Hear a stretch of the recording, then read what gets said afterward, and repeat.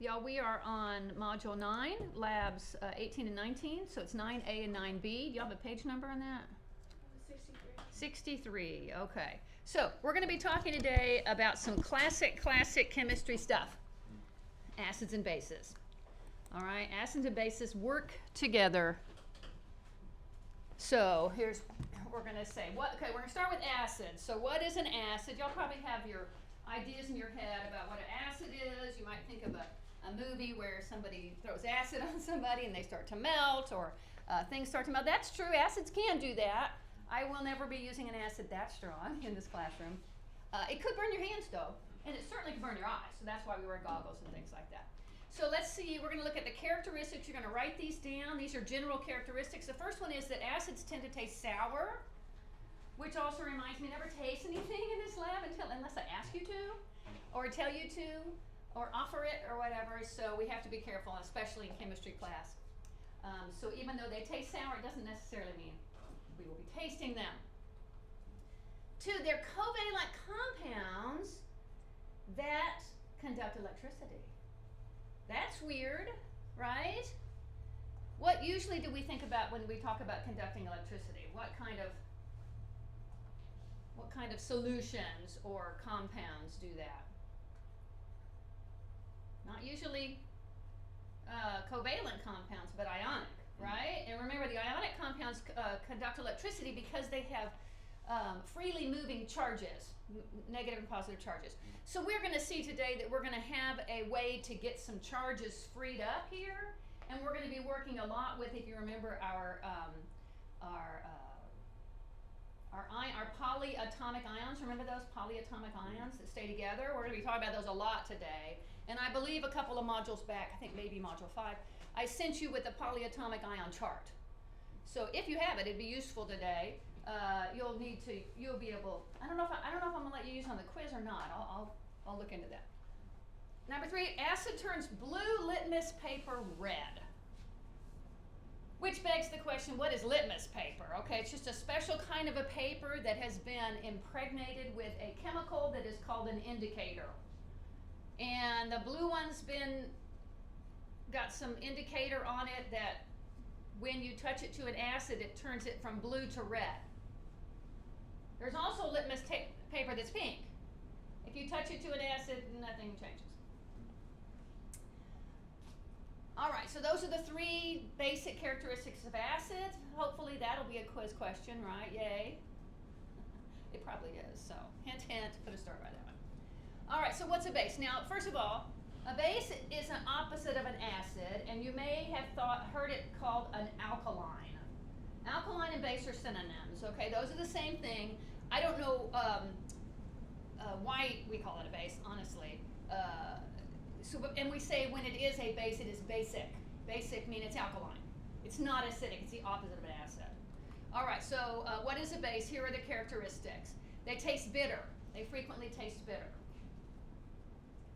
We'll look at some things when we're talking about taste here. We'll look at some examples of foods that are acidic and basic, and we'll see if we think they taste sour and bitter. Number 2, they're slippery when dissolved in water. So if you've ever been doing laundry, helping mom out with laundry, and you pour some Clorox in there and you think, oh, my hands feel really slippery. Okay, go wash your hands. You just got some Clorox on there. That's Clorox, by the way, is a very strong base. Strong enough that, well, it'll hurt you, burn your skin. It'll burn a hole in your clothes. That's why we have to pour it in slowly into the washer, right? Bases turn red litmus paper blue or pink, right? It's pink litmus paper. And once again, that paper is just impregnated with a certain indicator. And an indicator changes in the presence of something, and in this case, in the presence of a base. All right, and so I have a summary right here. So here's our acids on the top. We have a lemon. We know lemons are sour tasting. They are acids. I will tell you that many of the foods that we enjoy are acidic. I'm drinking coffee. It's acidic. Which is interesting because if you have really, really, really, really strong coffee, it kind of tastes bitter, doesn't it? Doesn't really taste sour. This is the blue to red. That to me might be, I get those kind of things mixed up. So blue to red for acid. Blue to red. and base is red to blue. So I guess the base ends up blue. So if you remember that base blue, it'll help you remember the way those go. Those are just kind of things I'm dyslexic about that. I'll flip those kind of things around. Reacts with some metals to produce hydrogen, that H2 right there, it's actually a hydrogen ion that it produces. And it dissolves carbonate salts, releasing CO2 sometimes. Mostly what this should say up here is that it will conduct electricity. Because sometimes these things will have a CO3, and the CO3 will be a polyatomic ion. Here we go, slippery to the touch. Notice we have a bar of soap. So soap is basic. And it's there to wash away acidic things. We have a lot of contact with acidic things. Good morning. We went ahead and got started, Lexi, because it was getting late. We did start late, though. All right, so what is the chemistry? What's happening to make these reactions take place? Well, when we have something that is considered an acid, when it gets put into water, the hydrogen, so every acid, this I can say with it without any equivocation, every acid has a hydrogen in it. That's what it's about. It's all about the hydrogen, okay? So in this particular case, we're going to see how that has a little plus on it? So how many protons does a hydrogen have? How many protons? One. Hydrogen, one. And therefore, and it has the one electron, right? So in this, what happens here is that when the hydrogen dissociates from whatever it's attached to, let's say chlorine, for instance, it will leave, but leave its electron with chlorine. So that sounds a lot like not a covalent compound, but an ionic compound, right? So now the chlorine will have a negative charge and the hydrogen will have a positive charge, and they'll be attracted in almost like an ionic bonding way. But these H's are not going to be available to move around. And since they can move around, they can conduct electricity. Okay. Notice also, think about the hydrogen. If I have a hydrogen with its one proton and its one electron, and I take its electron away, what are we looking at? Just a proton. So a hydrogen ion is just a proton floating around. That's kind of weird to think about. Just a proton floating around, and the chemistry is going to take place of that.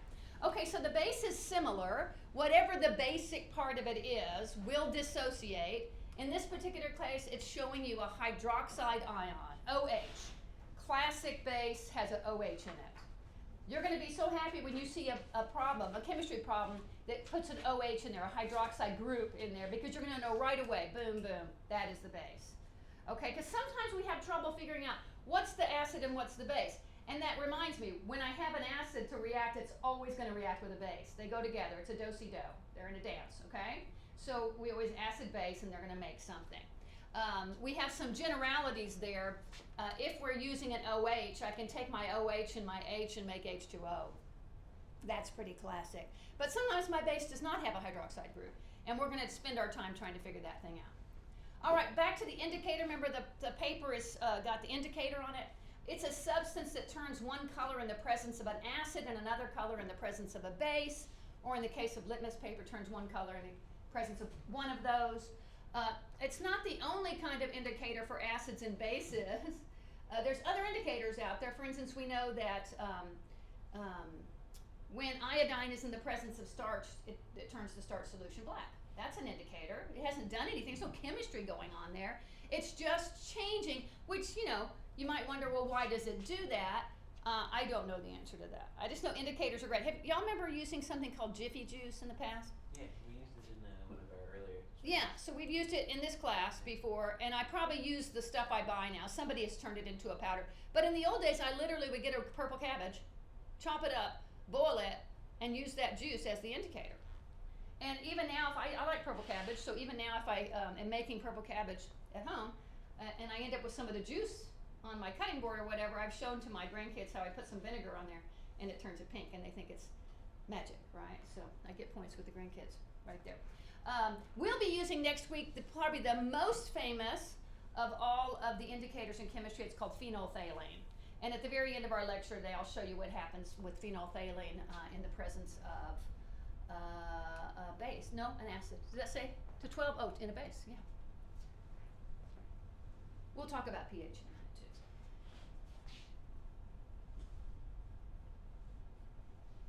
too. Okay, so for this particular lab, an indicator is it changes color in the presence of an acid or a base. But keep in mind, it's not the only thing. Which brings us to this kind of thing. Does anybody have a pool?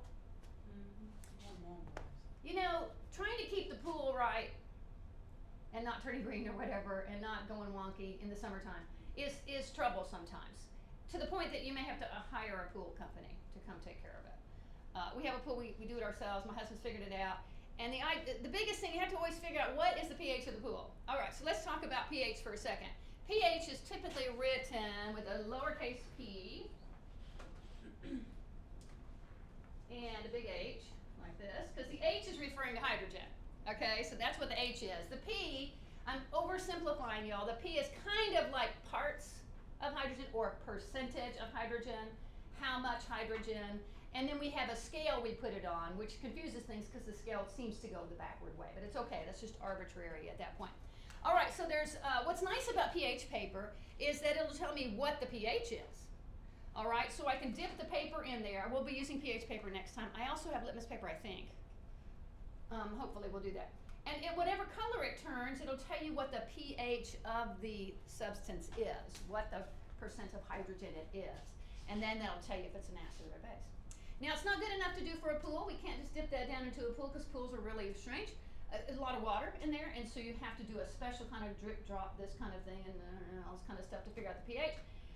It also has to do with the fact that the water around here, y'all in, who have a pool, are you in Tahitian?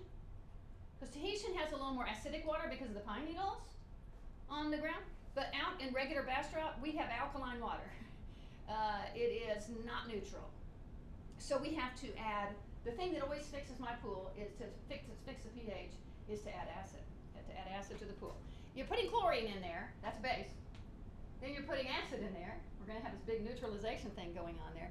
The acid we use is called muriatic acid, and which is a certain concentration of hydrochloric acid. We'll get to that toward the end of the class. All right, so here's our pH scale values. It goes from 1 to 14. And strangely, 1 is acid and 14 is base. Okay, it seems like it should go the other way. I think at the beginning it was arbitrary, because you think percentage of hydrogen is increasing, therefore the bigger number. No.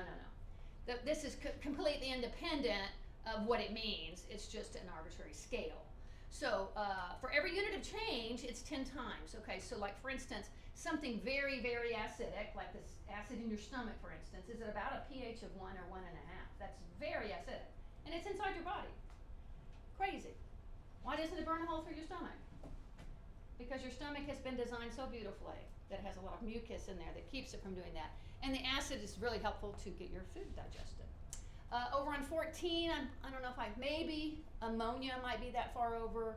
We're a very, very strong base. So let's say we have something, we measure the pH of it and it's 3, so it's acidic. It's toward 1, right? Anything toward 1 is acidic. 7 is neutral. 14 is basic. So the substance is 10 times more acidic than 4, and then we have to multiply by 10. So 1 times 10 is 10. 10 times 10 is 100. So between 3 and 5, there's 100 units different there. Wow, that's a big scale. My point is it's a huge scale. And then the pH of 7 is neutral. Here's somebody with some pH paper here. They're measuring something around 10. It looks like right there. All right, let's watch a little video to help us understand.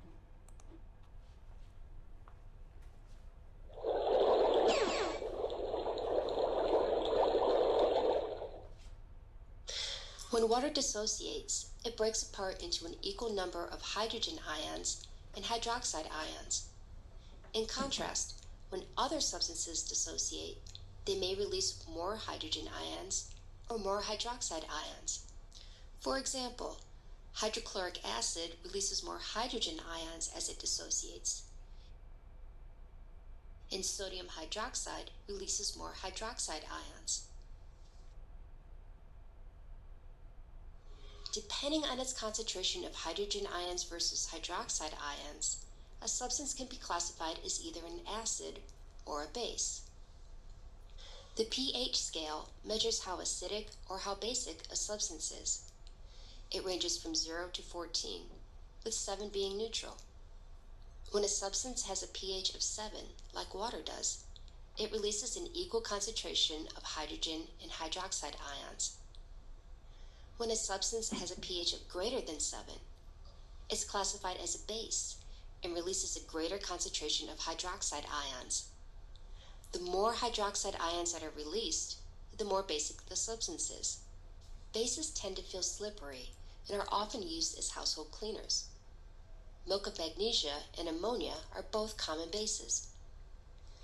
When a substance has a pH of less than 7, it's classified as an acid and releases a greater concentration of hydrogen ions. The more hydrogen ions that are released, the more acidic the substance. Acids tend to taste sour. Lemon juice, stomach acid, and coffee are all examples of acids. All right, that was easy. Just very basic stuff there. Okay, so here we are. We're looking at. Are y'all supposed to write some of these down on a little scale?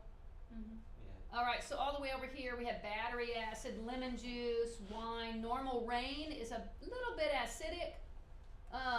That's because it's going through the atmosphere. It comes into contact with carbon dioxide, which acidifies it. Distilled water is 7. All right, so that's called neutral. And as we move this way, look, baking soda. We knew that, right? Baking soda with our vinegar, right? That's an acid-base reaction. That's all that's taking place there. We did that last week in our bottles, right? Soft soap, ammonia, lye, all the way over here. I think ammonia even farther to the right there. So these are just some ideas of things that are on the scale. I think that over here by battery acid, stomach acid is there as well. I can't remember the type of acid that's in a battery. We'll talk about batteries at the end, at the last module. It might be hydrochloric acid.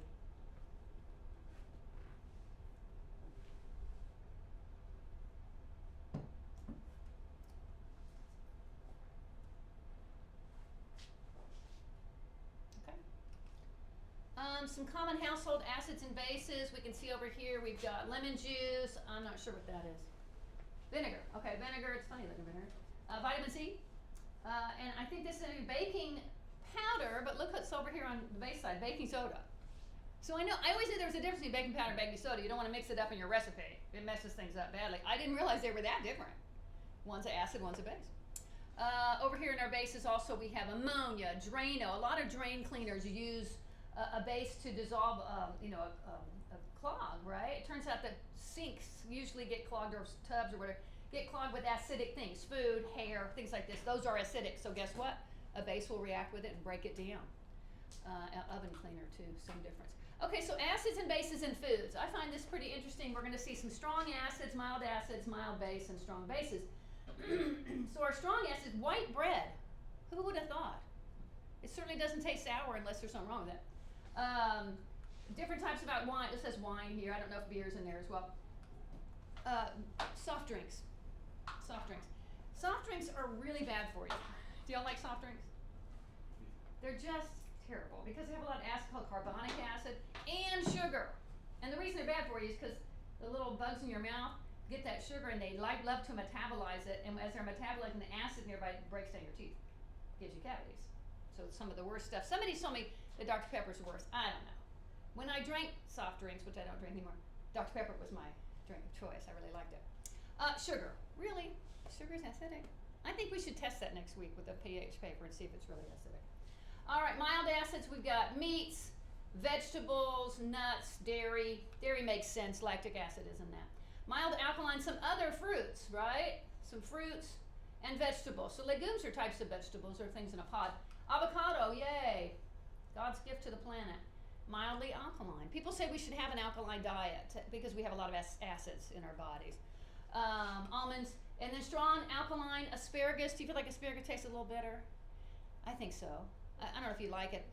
What, Brussels sprouts? I think they're probably in there because they taste a little bitter. Cayenne pepper, melons, they don't seem bitter. Kelp. Who eats kelp? All right. The chemical makeup of acids and bases. So I have a picture up there. This is supposed to help you to remember what's going on in chemistry. Can you tell what that guy's doing? Down on the bottom. He's stealing a base. He's stealing a base. Okay? So in respect to hydrogen, remember we're always going to be talking about our hydrogen. An acid donates a hydrogen ion. Okay? Donates it. It gives it away, loses it. So the acid is a loser. This guy. All right? In respect to hydrogen, the base accepts it. It gets it. It steals it. Steals the base. Okay? So the base is getting the hydrogen. The acid is losing the hydrogen. So if we can remember that, we can figure out where the acid and the base is. There's an exchange going on. So acids cannot do their job without the help of the base. Bases, same deal. They work together. All right, so we come back to this picture which we had before. We see our hydrogen right there. It's really a proton, and that proton's going to be free to travel. In this particular case, we would end up with, let's say we had hydrochloric acid, HCl, and we had sodium hydroxide, NaOH. That is the acid and the base working together, and they're going to end up making water and NaCl, which is sodium chloride, which is salt. All right, so that's going to be a pretty classic reaction if I have an OH. Sometimes I don't. So acids destroy bases, bases destroy acids. They neutralize it. They go from 14 and 1 to 7. That makes sense, right? I'm going to put them together and boom, we're going to come down to 7. All right, so here we're going to be looking at, we have hydrochloric acid in water. All right, water's interesting because it can act as an acid or a base, depending on where it is. Notice it has an H, so if it has an H, then if something has a hydrogen in it, then it could potentially be an acid. Right here, this is a famous one, HCl. All right, so when this reacts with water, it actually causes just a dissociation to take place. So this is kind of like it's step 1 of an acid-base reaction. All right, so I end up with this, H3O with a plus right there, and chlorine with a negative right there. And now that chlorine and hydronium are free to go and react with other things, okay? And form those, and conduct electricity and form those new bonds. All right, so what's happening? What was the hydrogen doing? This hydrogen actually was dissociating, leaving its its electron with chlorine, all right, which is that would make it 2 dots right there. We're looking at a Lewis structure, obviously. And that hydrogen would come over here and glom on to those unpaired electrons. Remember we talk about H2O, we always draw the classic H2O. And what shape is it in when we talked about shapes? What shape is it? Bent shape. Bent at 105 degrees, right? And remember what's bending them down? We have 2 pair of unpaired electrons, 2 groups of unpaired electrons. And that's got those negative things pushing those hydrogens down a little bit like that. So what happens, that hydrogen is going to go over and make a bond right there. It shows it on the side over there, okay? And it brings another proton in, giving it a positive charge. Okay, so I have this underlined, hydronium ion. Did you all need to write that in somewhere? Do you have a blank to fill in? Or did I just underline it for emphasis? So you can see here, the chlorine making a hydrogen donation, it's losing it. This ion's attracted to the non-binding electron pair on the oxygen, so therefore it steals a base. So what is the acid and what is the base in this group? Hydrochloric acid is the acid, and H2O was the base. All right, there's our acid, there's our base. All right, so in general, acid plus base equals water plus a salt. If I have a hydronium, if I have an hydroxide group. It makes hydronium, okay. So like for NaOH and HCl, it makes NaCl and H2O. But that's only if I have that OH. Those are easier. So when you see those, be happy. Okay, let's take a look. This is a funny little video, kind of goofy. It's going to take our hydrochloric acid to sodium hydroxide, like I was telling you before, and we're going to see what happens when we pour them together. So this doesn't have much audio in it, but we have it's dissociated in water. Look, it's aqueous. See, so it's floating around. Also, aqueous is the sodium hydroxide, so it's already ionized, right? And now we're going to take those two and pour them in. Very loud, sorry. And we're going to see, goofy-wise, what's happening down in there.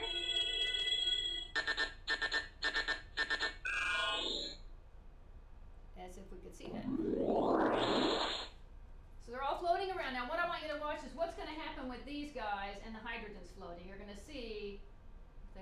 quickly enough. It's gonna hit it. And look, we got H2O right there. H2O right here, H2O right there. Here, one just got made. And then the chlorines and the sodium should start to attract towards one another because of their different charges. All right? So we have our H2O and our NaCl. Okay. Special situations. There's something called an amphiprotic compound. Do you have that word written in, or do you have to write it? It's an important word. Amphiprotic. P-R-O, right there means proton, okay? And so we're going to see they are compounds that can either act as an acid or a base depending on the situation. Water's the most famous for doing this. So sometimes water acts like an acid, sometimes it acts like a base. I think the one we looked at earlier already showed it acting as a base. It was taking and becoming H3O. Polyproduct compounds are acids that can donate more than one hydrogen. So like for instance, there's a very famous acid out there called H2SO4, sulfuric acid, H2SO4. It gets rid of both of its hydrogens. All right, so it can do more. So there's some that are triproduct. If they have 3, they might get rid of 3. They have to go through the reaction 3 times in order to do that, however. All right, so when ions dissolve in water, they break into their individual ions, such as Na and Cl, floating around in there. And then they have, that's when they conduct electricity. So amphiprotic is the word you should put a star by.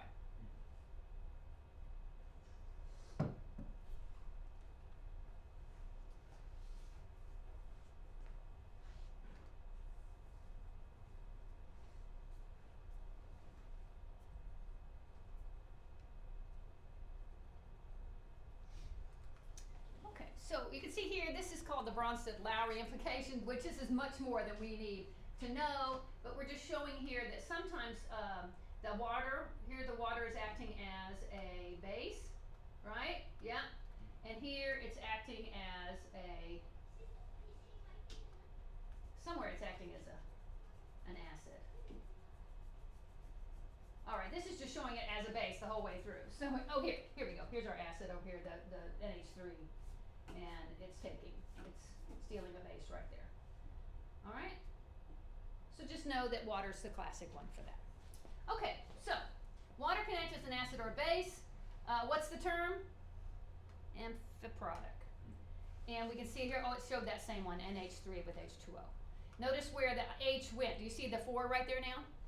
It went from NH3 to NH4.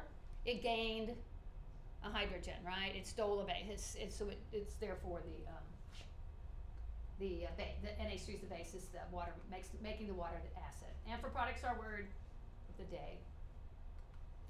All right, ionic compounds. We know those. Those are easy. In order for a substance to conduct electricity, it has to have free-flowing electrical charges. We know that happens with ionics like sodium and chloride. When acids mix with water, the result is a solution where the ions are free to move. That's why they can conduct electricity.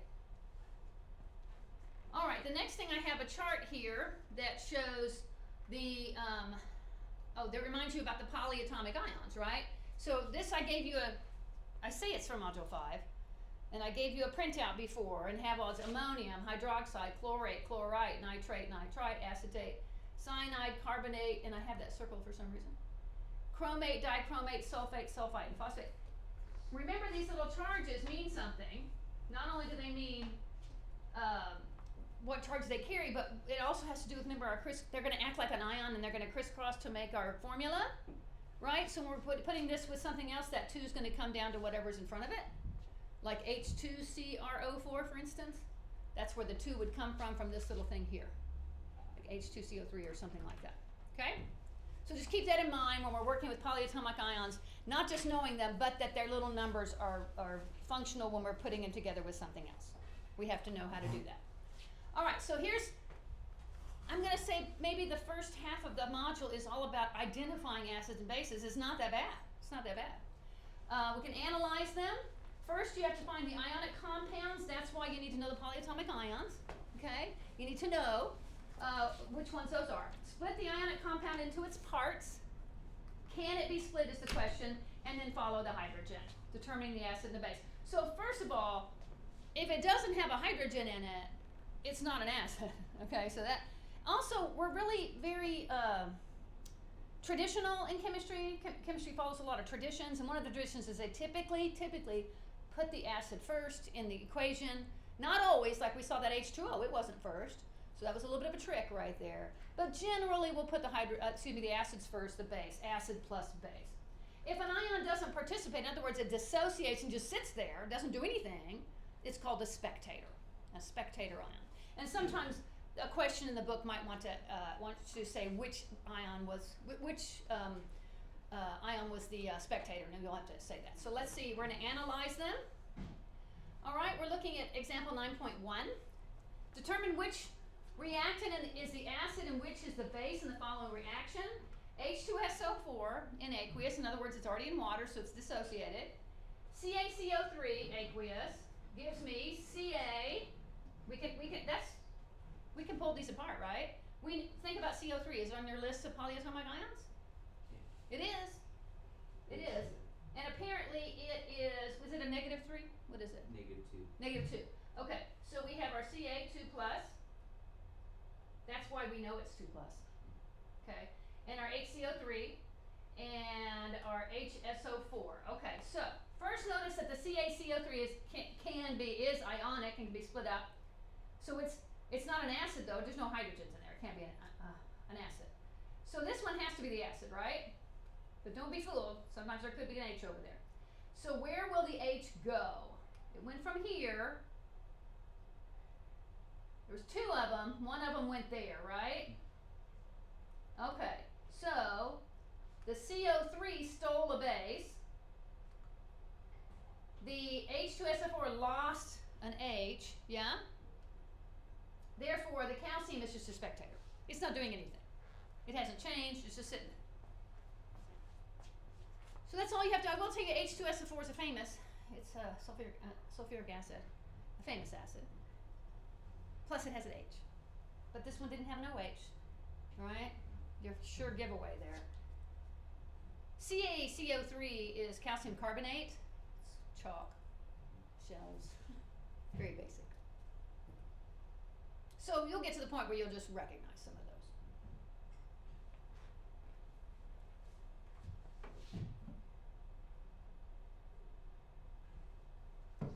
But it doesn't change the fact that they ask you sometimes to name what's the spectator. I don't have to go through it that way. All right, so let's do a few examples. There's the first one. We just did that on the previous page. Now the next one, oh, this is so excellent. Look at that next one. It's got an OH. Hooray. We don't even have to do much work here, do we? OH is our base, yeah? And HCl is definitely our acid. Look what it made. Water and salt. That's classic right there. Oh, wait, here. H2SO4 lost an H, so it's the acid. CO3 gained it. Okay. Split the NaOH into our polyatomic ion and sodium. Split the HCl.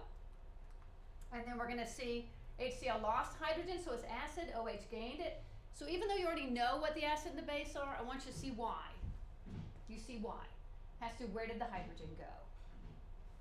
All right, the last one also has an OH. Hooray. So we already know this is going to be, I think, nitric acid. Split up the MgOH. We have 2 of them. All right. And it looks like I balanced that equation for you. Then we have our Mg and our NO. So you can see magnesium was a spectator. HNO3 turned into NO3 minus, so HNO3 is the acid. OH became H2O, so MgOH is the base. So you might have one of these written down and I say circle the base, put a square around the acid, and you'll have to do something like that. Maybe some of your study guide questions will have questions like that.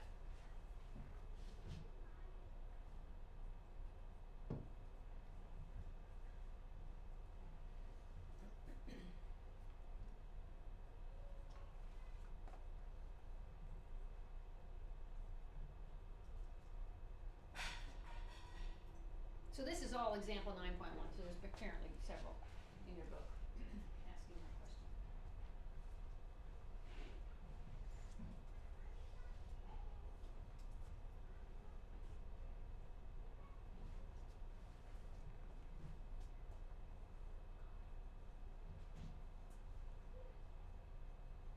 What does that say? Which one, hon? On the second one. Here?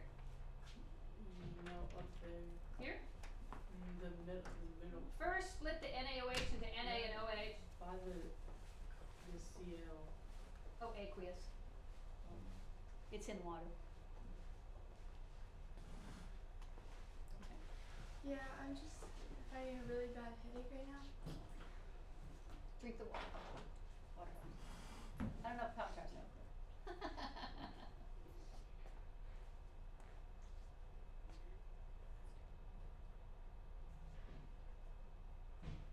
Could be allergies. I had bad allergies. Yeah, I know. I was having bad allergies yesterday, And and I woke sneezing. up with them a little bit this morning. Yeah. I think it's the The seizures. scary thing is when I get really bad headaches like this, I feel nauseous. I'm feeling that, and then it normally ends up coming out. So I'm like extremely paranoid. Oh, I don't blame you. Yeah. So eating should help, right?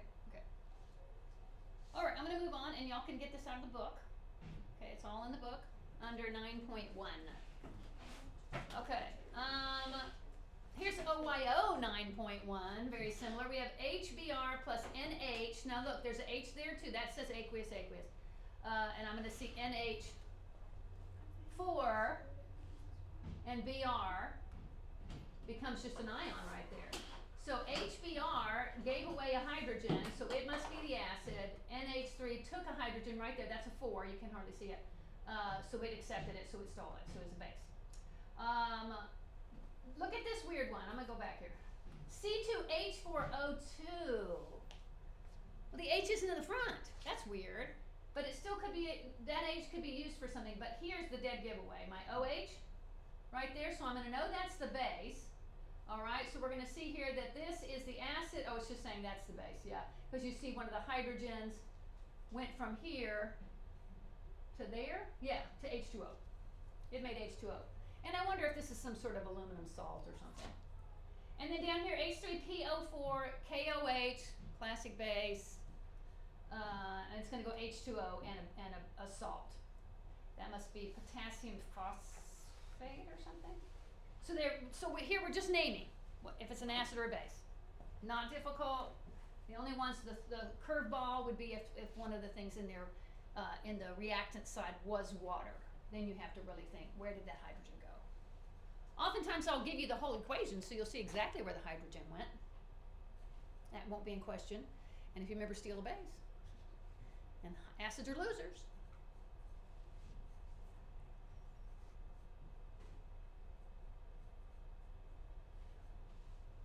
Yeah, these could be a little larger, I imagine.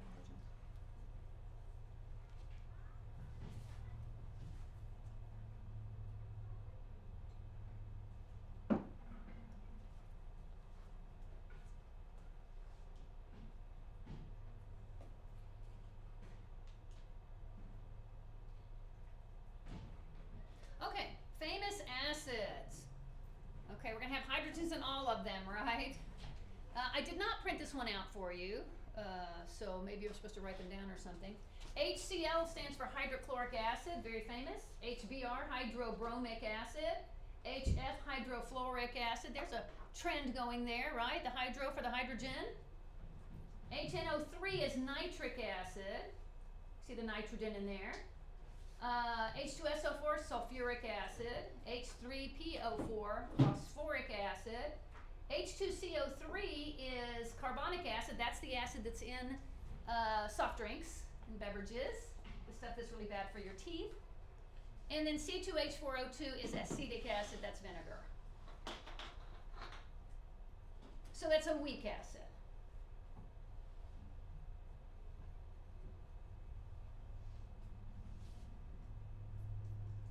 Do y'all have a chart in your book or no?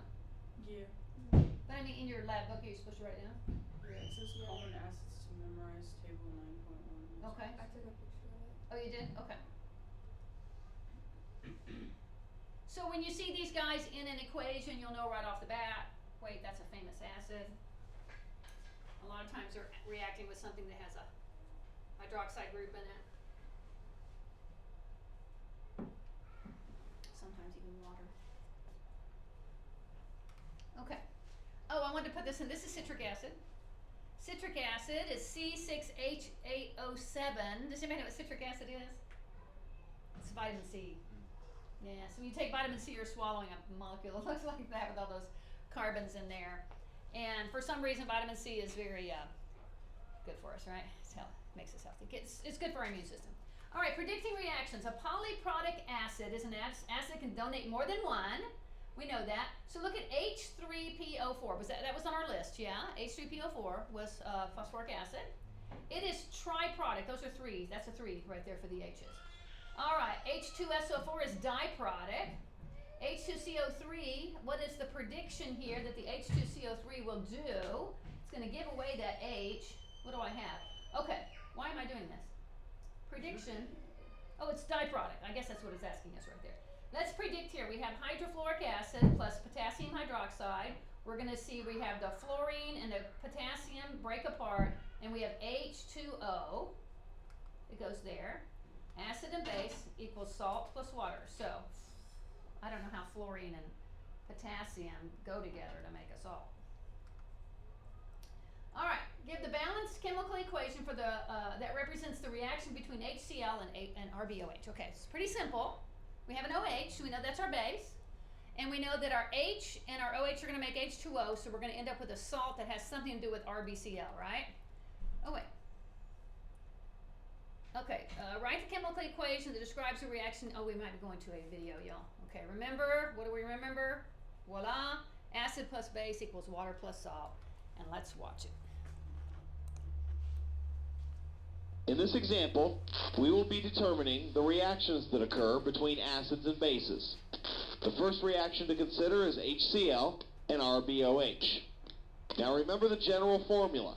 An acid plus a base makes salt plus water. Our way. We should recognize that HCl is the acid because it's got an H written out front. We should recognize that RBOH is the base because it has a metal and an OH. Now the question is, what's the salt? Well, let's think about the water first. How does the water get formed? The water gets formed because the acid donates an H+. What does it donate to? It donates to the OH- from the base. So the H+ and the OH- get together, making water. Now, if the acid donated an H+, what did it leave behind? The acid was originally HCl. We get rid of the H, we're left with Cl. We get rid of a plus sign, and the rest of the molecule has to become negative. So when HCl donates its H+, what's left over is Cl-. So when the base got rid of its OH-, what was left? Well, you take an OH from RBOH and you're left with Rb. You take a minus away and you're left with Rb+. So Rb+ joins with Cl- to make the salt RbCl. If we look at this equation, it's now balanced. HCl plus RBOH makes RbCl plus H2O. So that's the balanced equation that represents the reaction that occurs between HCl and RBOH. Alright, well it turns out that's a relatively simple acid-base reaction. The next one's a little more complex, so let's go through it. The reaction to consider is the reaction that occurs between H2SO4 and NaOH. Now once again, it's acid plus base makes salt plus water. We should recognize that the H2SO4 is the acid because it has the H's written out front, and the base is NaOH because it's a metal and an OH. Now once again, the question is, what's the salt? Well remember, water gets formed because the acid donates an H+, and the base donates an OH-. So if I get rid of the H+ from the acid, and I get rid of the OH- from the base, I make water. What's the salt? Well, the salt forms from what's left over. Look at what's left over. In the acid, what's left over is an SO4. That's something you should recognize. SO4 is a polyatomic ion, the sulfate ion, SO4 2-. Now you didn't have to recognize this as the polyatomic sulfate ion. You could have reasoned it out. Acids donate H+. The acids donate all the H's they have in front. So the acid's going to donate both of those H's. So you get rid of H2 from SO4 and you're left with SO4. The H's are positive when they leave, so you get rid of two positive signs, you get SO4 2-. So whether you recognize this as a sulfate ion or reason out that it has to be charged 2 minus, you end up realizing that this is the SO4 2 minus ion. Now that ion will join with the metal from the base. The base donates an OH minus. If I get rid of OH from NaOH, I'm left with Na. I get rid of a minus sign, and I'm left with Na1 plus. Now you could have reasoned that out, or you could have just recognized that sodium, Na, is a group 1A metal. In ionic compounds, and that's what a salt is, an ionic compound, in ionic compounds, sodium takes on the charge of 1 plus because all group 1A metals take on the charge of 1 plus in ionic compounds. So either way, once again, whether you recognize it as group 1A atom or whether you reason it out, you have the sodium 1 plus ion. These two ions get together and form the salt. How do we figure out the chemical formula? We do what you learned back in Module 8. We switch the charges and drop the signs. When we do that, we have SO41 Na2. Now when we write the equations of ionic compounds, we usually put the metal first. So the real chemical equation is Na2SO4. That's the chemical equation of the salt. So that's our final chemical reaction. The problem is at this point, the equation isn't balanced. There are 3 hydrogens on the reactant side and only 2 on the product side. So we need to balance this chemical equation. Let me rewrite it, and now let's try and balance it. We don't want to start with the hydrogens because it appears twice on the reactant side of the equation. So let's start with something else. Let's start with sodium. That appears only once on both sides of the equation. There's 1 sodium on the reactant side, 2 on the product side. So I need to get another sodium on the reactant side. I can do that by multiplying NaOH by 2. Now I have 2 sodiums on each side of the equation.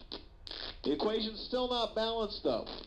I now have 4 hydrogens on the reactant side and only 2 on the product side. So I've still got to work on it. Well, let's look at the sulfurs. Sulfur appears only once on both sides of the equation. But they're balanced. 1 sulfur on the reactant side, 1 sulfur on the product side. So now I have to start dealing with elements that appear more than once on at least one side of the equation. I can work with either the hydrogens or the oxygens. Let's go ahead and work with the hydrogens. I've got 4 hydrogens on the reactant side. I have only 2 on the product side.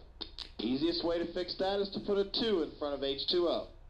Now the hydrogens are balanced. 4 on the reactant side, 4 on the product side.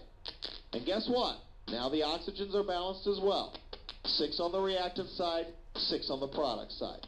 So this is the final answer.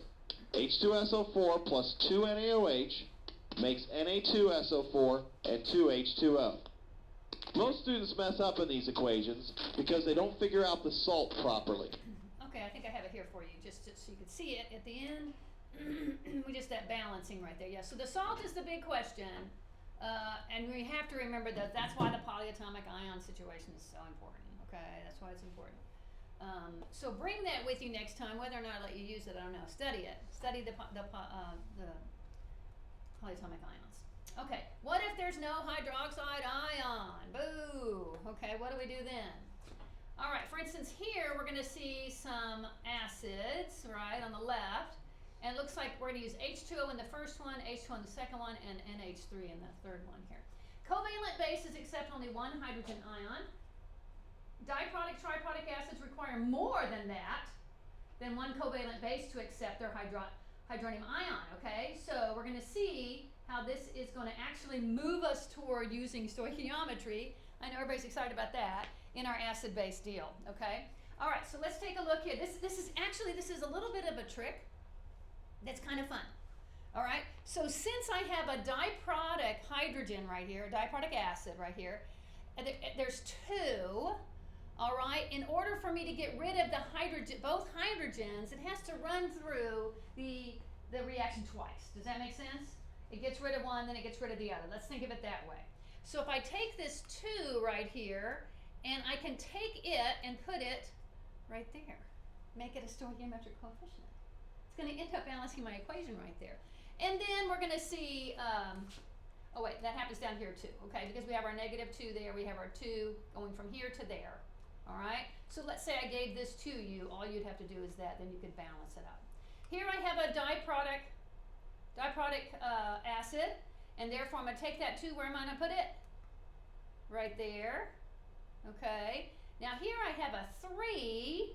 This is interesting. Look, my 3, and then what's going to go right there? A 3. It's a little bit of a trick. And then you can go through there, I guess, and balance things. I mean, it should be balanced at this point. Okay, it's just showing you, since I have 2, I have 3, it's going to run through this twice. 1, 2. It's going to run through it twice, run through it 3 times to get there. So a covalent acid reacts with a covalent base to form 2 or 3 ions. 2 or 3 ions, 2 in these cases. All right. 9b. We're going to change over to 9b now in the second half. See if we can get through it.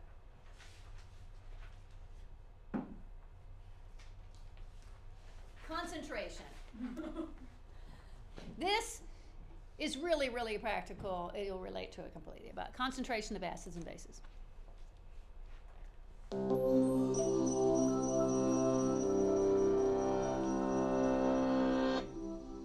Acids and bases are everywhere. They're used to make foods, soaps and detergents, fertilizers, explosives, dyes, plastics, pesticides, even paper. Our stomachs are very acidic. Our blood is slightly basic. Our proteins are made up of amino acids, and the letters in our genetic code, those A's, T's, C's, and G's, are all bases. You were probably taught how acids and bases behave on the molecular level. You were probably never taught that a long time ago, like ancient Greek ago, before anyone knew about atoms or molecules, acids and bases were defined by how they behaved.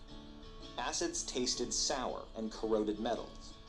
Bases felt slippery and could somehow counteract acids.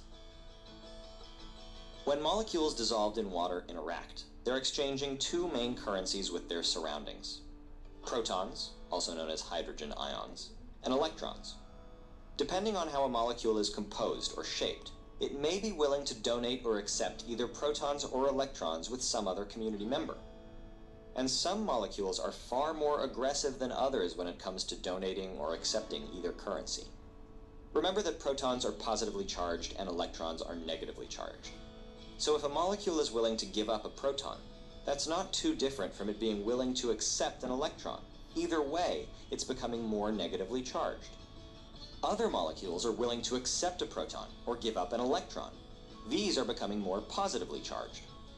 Some substances are so aggressive about donating their protons that when they get a chance, all of the molecules in a sample will dump a proton, sometimes more than one, to the surrounding water molecules. We call these strong acids.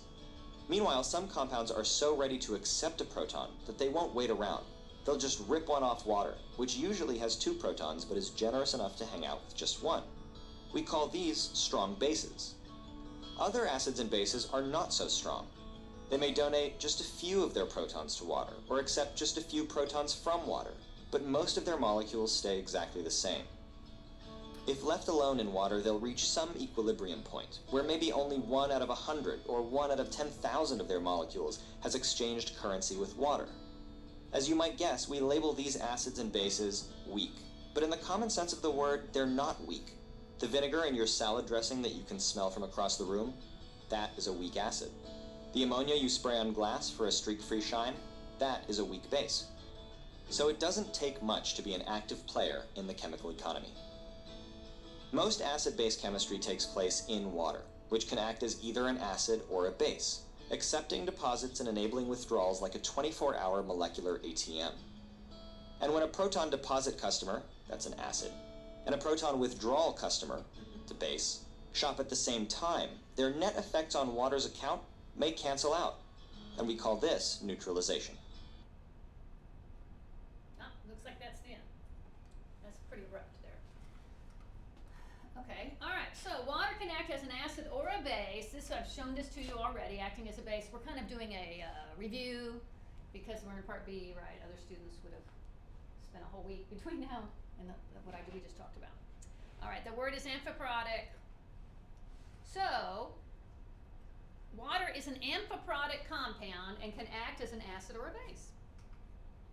In a previous lab, we discussed the reaction between a covalent acid reacting with an ionic base forming ionic salt and covalent water. I think that's going to be our lab we do next week, actually. All right. Water will act as a base in the presence of an acid. So there's a different result when a covalent acid reacts with a covalent base and two ions are formed. Okay, this is going to be some new information now that we're getting to. But I believe these blanks are, you're filling those in? Okay.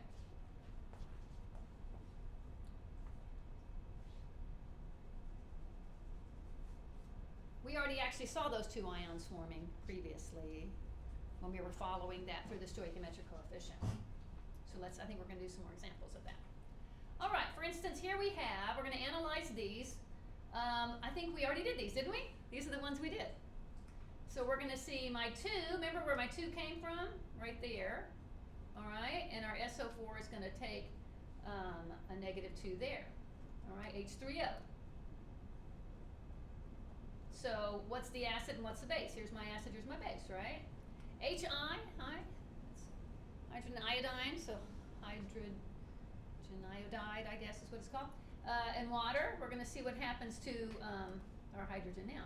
H3O, once again, it's taking it plus an ion of iodine. So once again, the acid is acting as a base. Excuse me, the water is acting as a base. Iodine gave away its hydrogen, so it's an acid, right? Okay. And then we have H3PO4, a famous acid. Therefore, our NH3 is obviously going to be our base.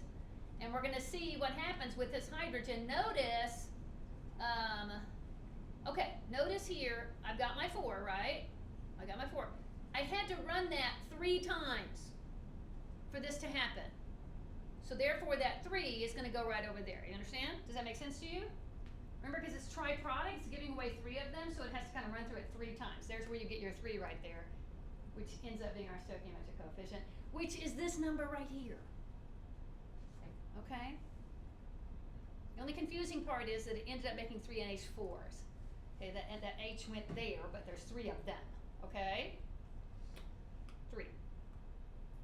All right, NH3, NH4, get it? Okay.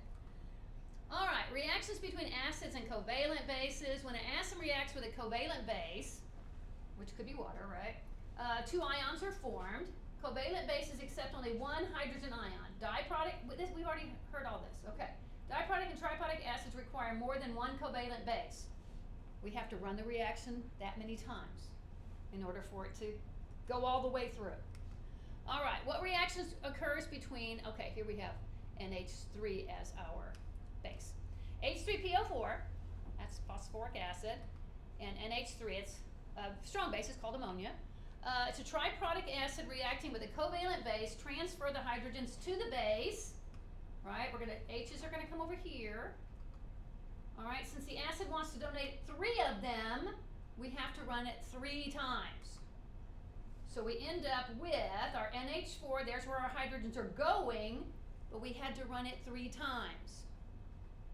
So I'm not sure if they're going to try to, like, if they'll give you just this part right here, and you'll have to predict what this is over there. I think that might be the case. You have to remember that hydrogen's going there, the NH4. In fact, that's more important than our little charges. Those should be, you know, that's a +1, right, from the hydrogen, but it ran 3 times. And that 3 came from right there. Oh, that's our trick, at least, from right there.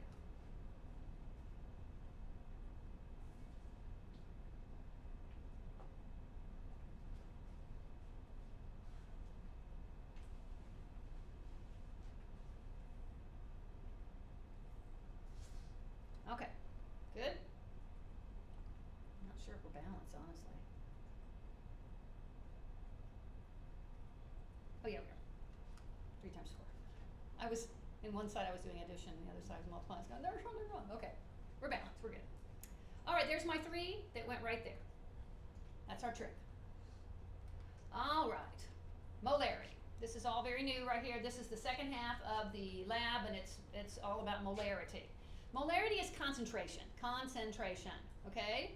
concentration unit that tells how many moles of a substance are in a liter. So do you have this written down for you? M equals moles of solute, the stuff that's getting dissolved, over liters of solution, that's what's dissolving it. If you do not have that written down, big M equals moles over liters, put it somewhere and put a star by it. It's important.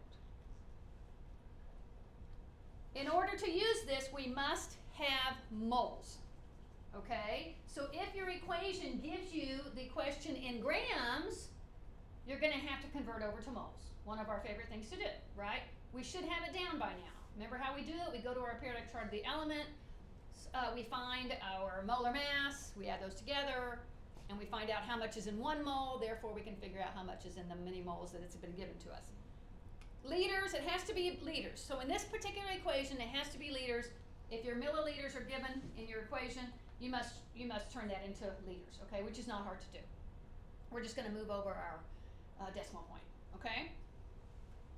Or you can do factor label if you want. All right, so write this down. I have a little star there, but you have it in your book, yeah? We're going to use this over and over, and actually, this turns out to be one of our it's going to be one of our favorite equations. It's going to be super helpful, really, for the rest of the year, because oftentimes concentration comes into our equations. Okay, so this is the whole thing about if it's a strong acid or a strong base, which it started in that previous video. We're going to watch another video now that's going to give us a little information about concentration, strong versus weak.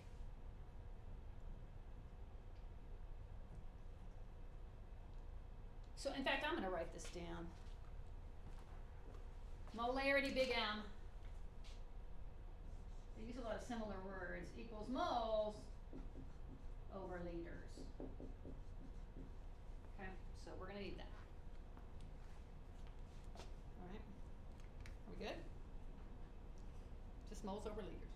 Oh, you don't have to write all that down. Just make sure you know that it's moles, not grams, liters, not milliliters. That's all you need to know about that. Okay.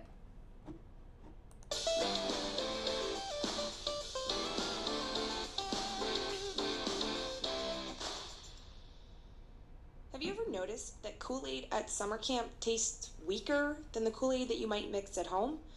Camps have a tendency to water down the drink mix and make a more diluted version than what the mix might call for to stretch their money.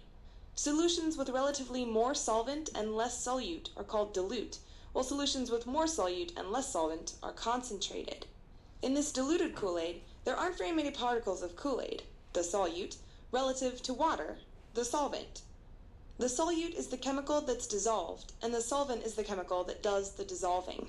In this case, it would probably taste better if you added more Kool-Aid powder and made a more concentrated solution. To measure concentration, chemists use molarity. Molarity is the number of moles of solute dissolved in a solution, and we use the capital letter M to represent it. You calculate molarity by taking the moles of the solute and dividing by the liters of solution. Instead of writing units as moles per liter, you just write a capital M for molar. Let's try an example. What is the molarity of a solution with 0.70 moles of solute and 250 milliliters of solution? Molarity is moles divided by liters. This problem gives us the 0.7 moles of solute, but the solution is given in milliliters, not liters. So we need to convert milliliters to liters by dividing by 1,000. Then we can use that number in our calculation. Do the math, and you get 2.8 molar. Solutions can have much lower concentrations than this, but you don't often see concentrations higher than about 18 molar.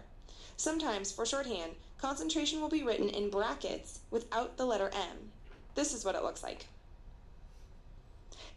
Okay, so I just put the brackets around there to remind us. Anytime we see something with the brackets around it, we know we're talking about concentration. Okay, so that gives us that idea. All right, here we go. Practicing with molarity. Find the molarity of NaOH if there are 2.6 moles, hooray, in a solution of volume of 534 milliliters. First thing we're going to have to do is get liters, right?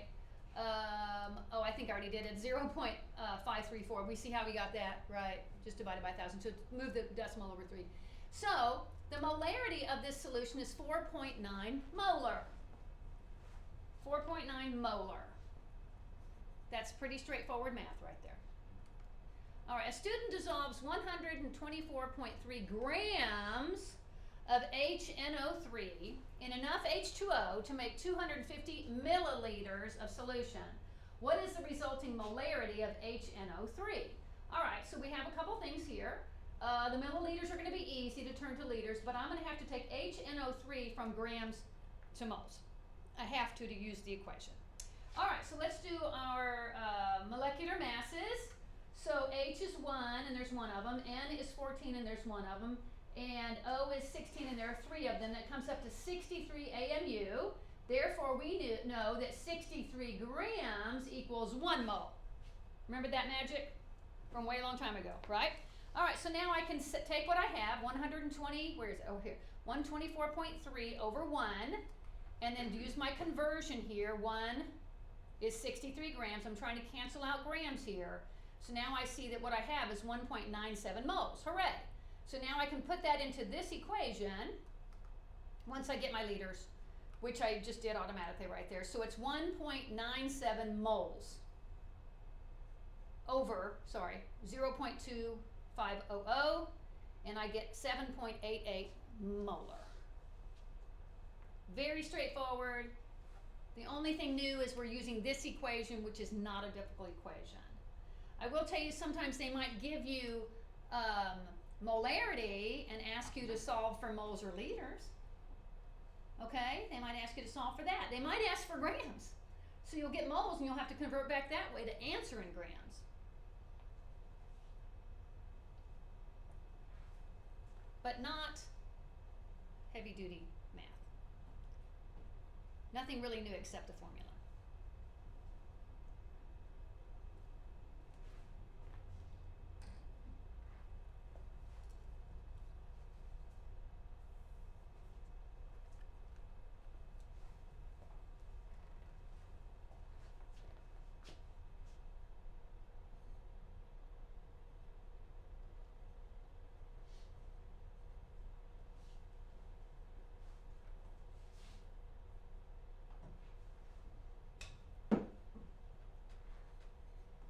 Okay.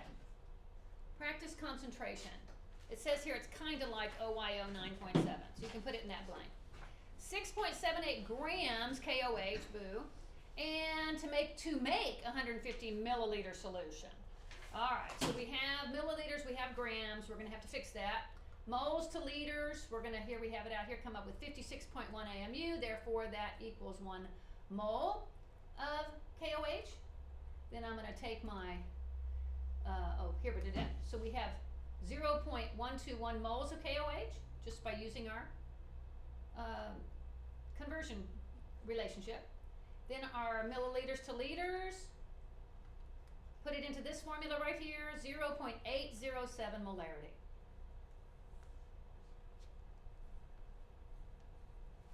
So if you practice a bunch of these, it'll come secondhand to you.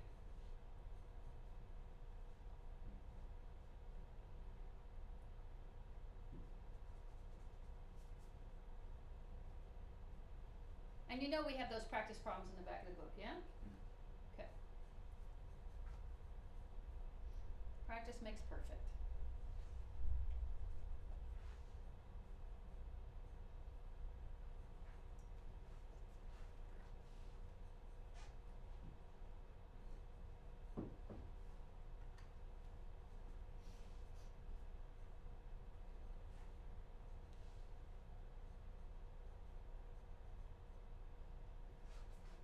The only one that's really difficult is the one we'll get to last, our last one.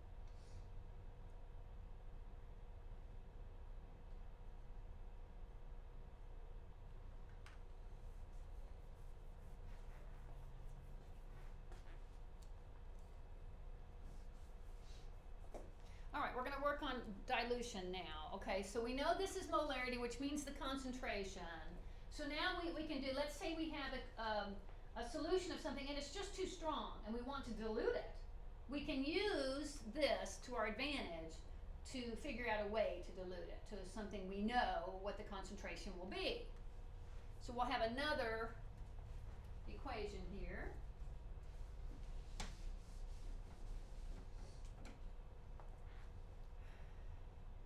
Are we good? Yeah.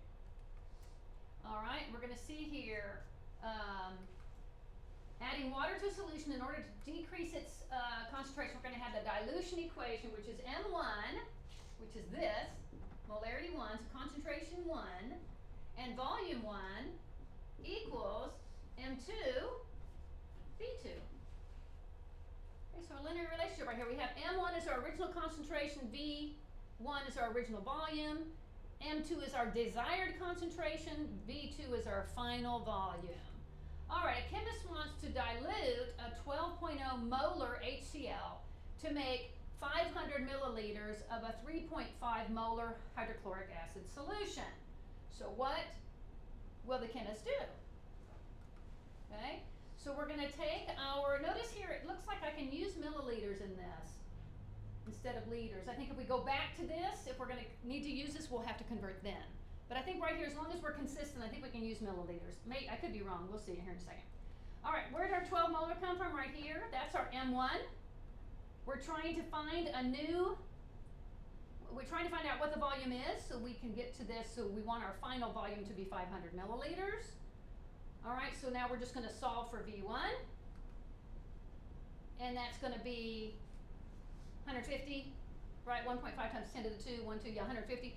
I think I did the math on this one. I calculated it out, and it came up to like 148. So the 150 was some sort of significant figure situation. Okay, so if you end up with 148 and the answer in the book is 150, let's just, I'll count that right, if your math is right, unless you want to go to all the trouble of figuring out the significant figures. So this is where they'll come in like that. The only problem with something like this, if you had a question like this on a SAT question, or they don't have it on SAT, on let's say a placement test for chemistry, and they had a choice between 148 and 150, even though it's literally 148, but 150 is the actual answer. Yeah, so that would be the only problem there with me treating the significant figures with such disdain, right? That'd be the only problem there. Okay. All right, so we're going to use this some more now. A chemist takes 2.5 liters of a 5.6 molar NaOH and dilutes it with enough water to make 10 liters. That's going to be V2, right? What is the new concentration? Obviously, we're looking for M2 here. So we're going to take what we have. It's already in liters and molar. We don't have to convert that anyway. And then 10 liters here. We're going to do our math. And we're going to end up with 1.4 molar is going to be our M2. Our new concentration of sodium hydroxide will now be 1.4. It came down from 5.6 to 1.4. That's significantly less basic, right? Well, less concentrated. Still going to be the same amount of pH, but just diluted. Not as strong.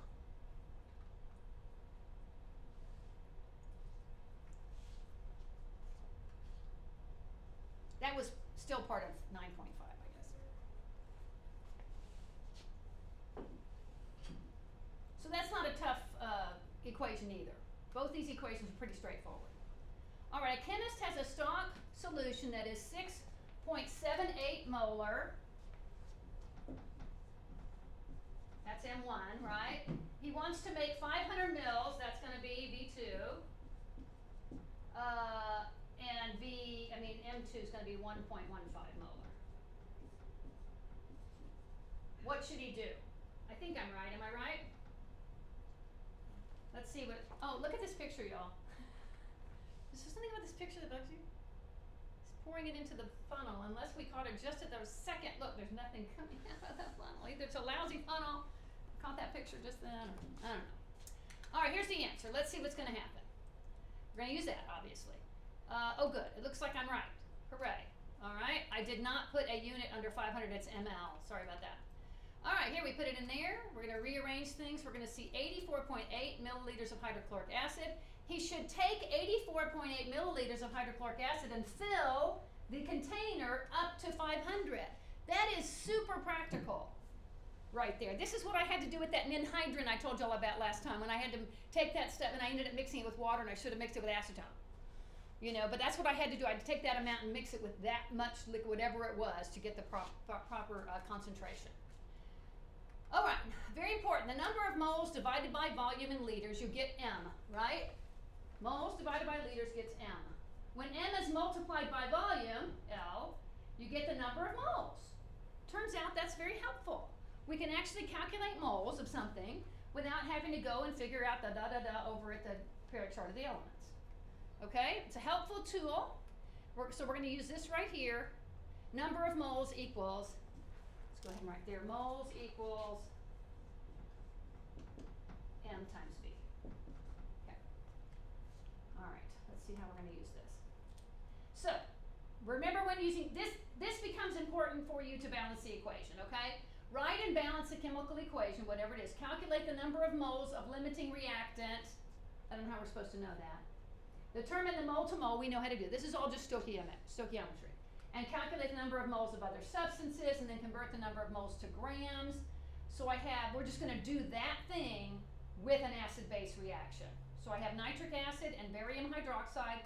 We know the nitric acid is the acid, the BaOH is the base, and we're going to come over here and make our water and our salt. And now we have to figure out if we're balanced. Okay, so let's see, is that it? Is this it? Well, that's a different one. Okay. Here, the reason I changed it to this one is because this one that's in the new book, apparently that other one was in the old book. You can go through it with that one, but I wanted to use the one that was in the book so you would have all the steps, okay? So we're going to go now and consider this. We're going to consider hydrochloric acid with barium hydroxide, and we're going to come over here and make barium chloride. That's a beautiful salt right there, and then water. So classic acid base. Okay, we're producing barium chloride. If we have 100 mils of a 9.5 molar muriatic acid, so it turns out hydrochloric acid at a concentration of 9.5 m molar is called muriatic acid. It's just a name we've given it for some reason. It's the same acid, but at a specific concentration, and that's the stuff we put in our pool. Okay, the muriatic acid. It's 9.5 molar. An excess, we're going to use an excess of barium hydroxide. So what's our limiting reactant going to be? The hydrochloric acid.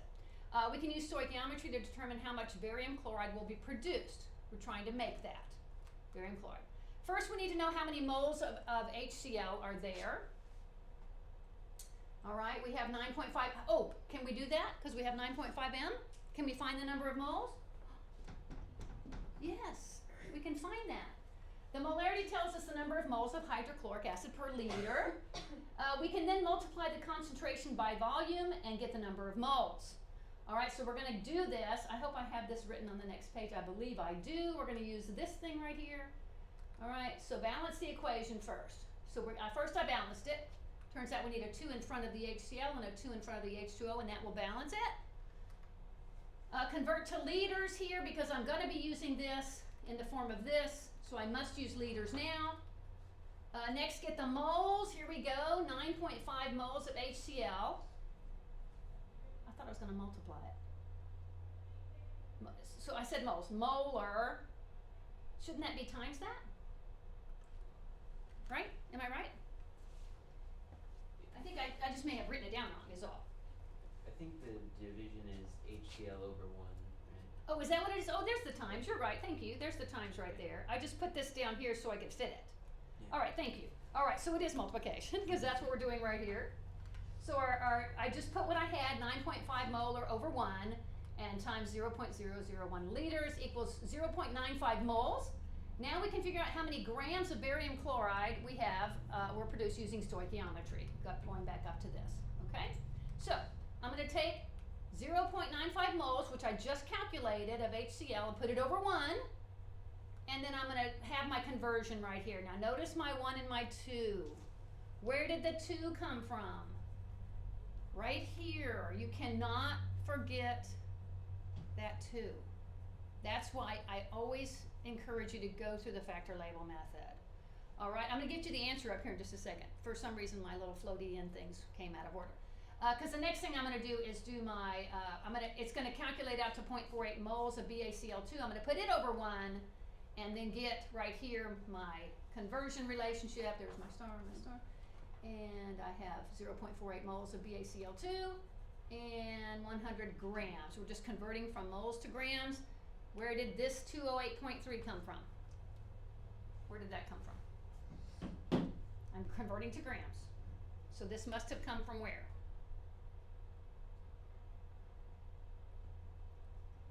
from the periodic chart of the elements.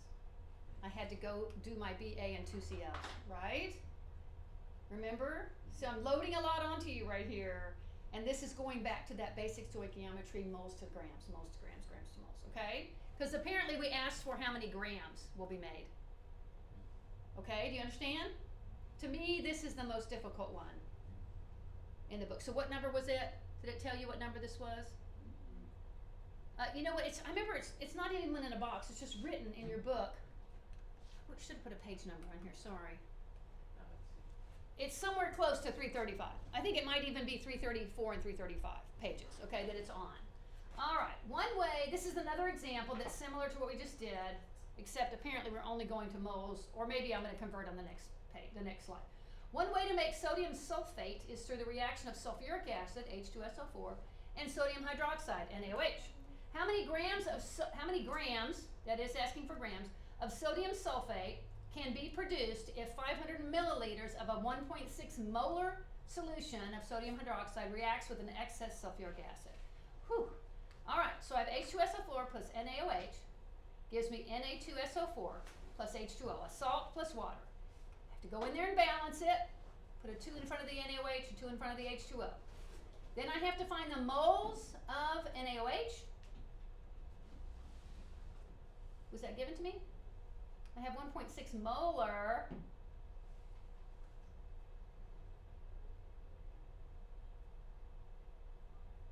All right, so I see what I did here as far as going with my liters of NaOH. So my NaOH here, 1.6 moles. Where'd I get that? Anybody know? It looks like I skipped a step, doesn't it? Now we're going to use that to calculate, so I get this, and I'm going to use it to calculate the number of moles of sodium sulfate produced, which I get the moles that. I see where I get that, our 1 and our 2 from our 1 and our 2, right here. Right here, I'm sorry, okay. Then I'm going to convert this, that's the easy part now, converting that to grams. So my only question is, how do I define my moles, okay? So here's my grams right here. Finish the problem, 57 grams of NaT2SO4. Which one did I say this was? Okay, 9.6 in your book, okay? So y'all go in there and find that 1.6 moles. All right, titration. This is what makes, do you need to go back? Yeah, if you would. This one or the one before? One before. Okay, my only question is that. Thank you. Yeah. Then here was converting to grams, which is now easy for us. Now we're like, phew, that's easy. Okay. All right, acid-base titration is a lot of fun. We'll do it next week. It's the process of slowly neutralizing an acid or a base of an unknown concentration with the opposite acid or base of a known concentration. And what we do right here, you can see this is called a burette. We're not going to use a burette. We're going to use a pipette to do it because pipettes are easier. I have a burette, but it's kind of complicated. You have to turn the stopcock just right, and I have one with a little bead in it. It's crazy. So we're just going to use a pipette. And what you do is you're going to drop it into, so here we have a known concentration of whatever, in this particular case a base, dropped into an unknown concentration of an acid, and I'm trying to neutralize it. And our acid has a indicator in it. Okay, so I'm going to know when it goes away from acid or goes to acid or goes away from base or to base.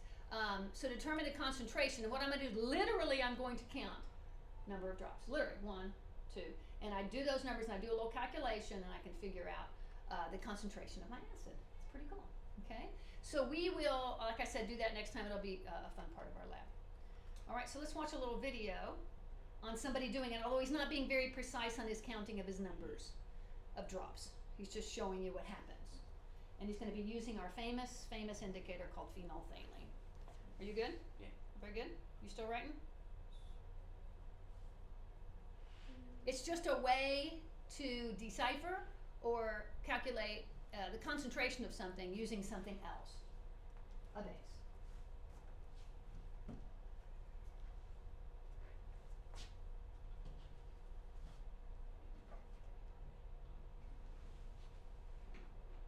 We're trying to neutralize it.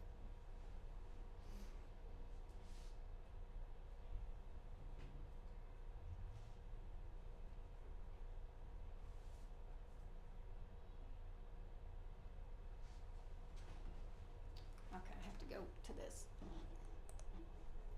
Alright. Phenolphthalein. The first pH indicator I want to show you is called phenolphthalein. Phenolphthalein is probably one of the more common pH indicators we use because at pH 8 or lower, it's colorless, and at pH 10 or higher, it's a deep pink. So an acidic solution is going to be colorless, and in a slightly basic to strongly basic solution, it's going to be pink. A real pretty pink too. This makes a very good indicator for a strong acid, strong base titration, or a weak acid, strong base titration. What I'd like to demonstrate to you is how this would work in a titration. This currently is an acidic solution. It is colorless. I'm going to add dropwise a base solution to show you how a titration may So the occur. phenolphthalein is in that. Adding a With base, the acid. you'll see right away the Look at very that. vibrant pink, but when I swirl it, the pink does go away. As the pink starts to stay around for longer periods of time, we're getting closer and closer to the equivalence point for this. Notice he's not pH counting indicator. drops, he's putting several drops in. He's trying to speed it up a little bit. Just a few more drops, I believe. Okay. Every once in a while, it's good practice to wash down the outsides of the Erlenmeyer flask with some DI water to make sure all the base gets in there.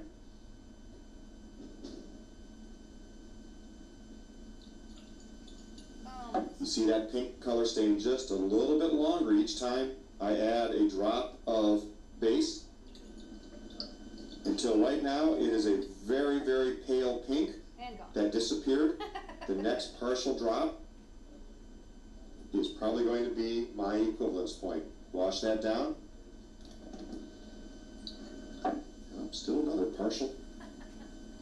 Titrations require patience. There it goes, and it finally went. Okay, so we'll do that next time. So remember, acids destroy bases. Bases destroy acid. It says here, pay special attention to OYO 9.10, and if you have time, work practice problem 6 on page 623, problems 7, 9, and 11. On page 623. Okay, so use those to get ready for next week's quiz. All right, and we are done. So yeah, it's a little late, but we started late. Thank you, Ms. Casper. All right, you betcha. Next week we'll have a fun acid-base lab.